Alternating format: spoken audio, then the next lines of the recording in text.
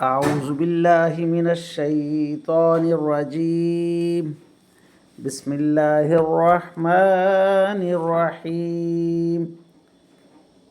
والذين كفروا بعضهم أولياء بعض إلا تفعلوه تكن فتنة في الأرض وفساد كبير. والذين آمنوا وهاجروا وجاهدوا في سبيل الله والذين آووا ونصروا أولئك هم المؤمنون حقا لهم مغفرة ورزق كريم. آمنت بالله صدق الله مولانا العظيم وصدق رسوله النبي الكريم ونحن على ذلك من الشاهدين والشاكرين والحمد لله رب العالمین. ابھی آپ کے سامنے سورہ الانفال کی آیت نمبر 73 تا 74 کی تلاوت کی گئی. انشاءاللہ کچھ ہی دیر بعد عزت مآب راؤ شاہ نواز صاحب انہی آیات کا ترجمہ، تشریح اور تفسیر بیان فرمائیں گے.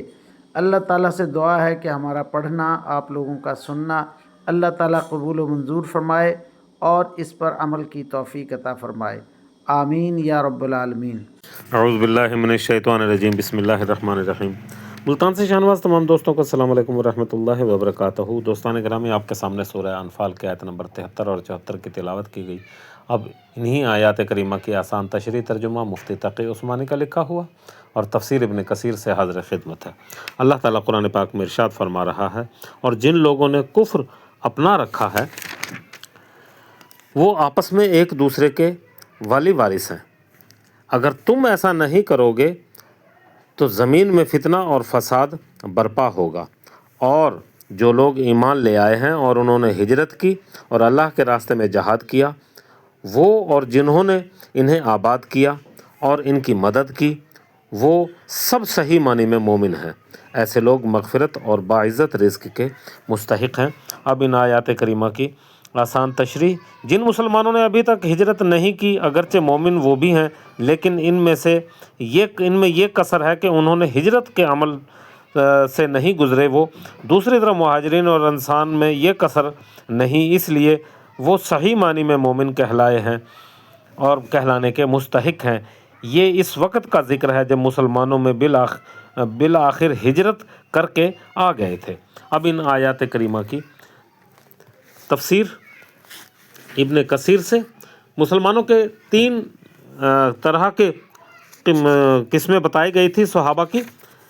اب ایک قسم اور بیان ہو رہی ہے، وہ جو ایمان لائے اور انہوں نے ترک وطن نہیں کیا، انہوں نے ان کی رفاقت حاصل نہیں کی. یہ مومن کی تیسری قسم ہے، جو اپنی جگہ ٹھہرے ہوئے تھے. ان کا مال غنیمت میں کوئی حصہ نہیں تھا، نہ خمس میں. ہاں، لڑائی میں شرکت کریں اور بات ہے.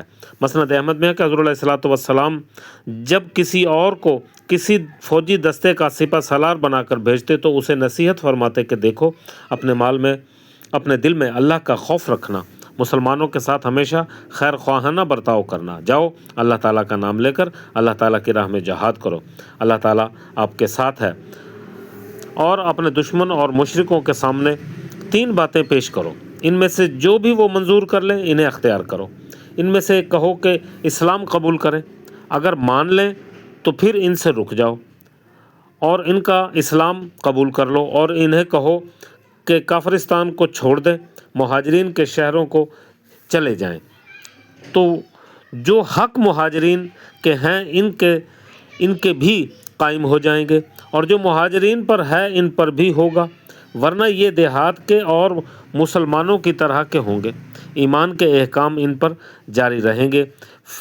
مال فے اور غنیمت کے مال میں ان کا کوئی حصہ نہیں ہوگا. اب عنوان ہوتا ہے مسلم غیر مسلمانوں کے دوست نہیں ہو سکتے. اوپر مسلمانوں کی کارگزاری اور رفاقت اور ولایت کا ذکر ہو رہا ہے. اب یہاں काफिरों की निस्बत भी बयान फरमाई गई है। काफिरों और मोमिनों में से दोस्ताना काट दिया गया है। मुस्तदरक हाकिम में है, हुज़ूर अलैहिस्सलातु वस्सलाम फरमाते हैं वो मुख्तलिफ मज़ाहिब वाले एक दूसरे के वारिस नहीं हो सकते। ना मुसलमान काफ़र का वारिस हो सकता है, ना काफ़र मुसलमान का। फिर आप सल्लल्लाहु अलैहि वसल्लम ने इसी आयत की तिलावत फरमाई। बुखारी मुस्लिम में भी है, मुसलमान काफ़र और काफ़र मुसलमान का दोस्त नहीं हो सकता, और मुख्तलिफ मज़ाहिब वाले आपस में एक दूसरे के वारिस नहीं। इमाम तिरमिज़ी हसन कहते हैं, इमाम जरीर में है कि इस नए मुसलमान के आप सल्लल्लाहु अलैहि वसल्लम ने अहद लिया कि नमाज कायम रखना, ज़कात देना और बैतुल्लाह का हज करना और रमज़ान के रोज़े रखना। व आखिरु दावाना अनिल हम्दुलिल्लाहि रब्बिल आलमीन।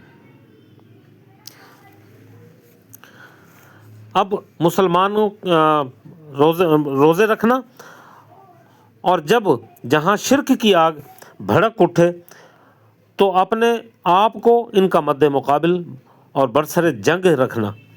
और मुफस्सिल रिवायत में है कि आप सल्लल्लाहु अलैहि वसल्लम फरमाते हैं, इनमें से मुसलमान फरमाते हैं मैं हर उस मुसलमान से बरी ज़ुम्मा हूँ जो मुशरिकीन में ठहरे रहे। क्या वो दोनों जानिब लगी हुई आग नहीं देखता? अबू दाऊद में है कि हुज़ूर अलैहिस्सलातु वस्सलाम फरमाते हैं जो मुशरिकों से खलात मलत यानी मेल जोल रखेगा वो उन्हीं में से उठेगा। अल्लाह अकबर। इब्न मरदुया में है, अल्लाह ताला के रसूल सल्लल्लाहु अलैहि वसल्लम रसूलों के सरताज मोहम्मद रसूलुल्लाह फरमाते हैं जब तुम्हारे पास वो आए जिनके दीन और इखलाक तुमसे रज़ामंद हो तो इनके साथ निकाह कर दो। व आखिरु दुआवाना अनिल हम्दुलिल्लाहि रब्बिल आलमीन।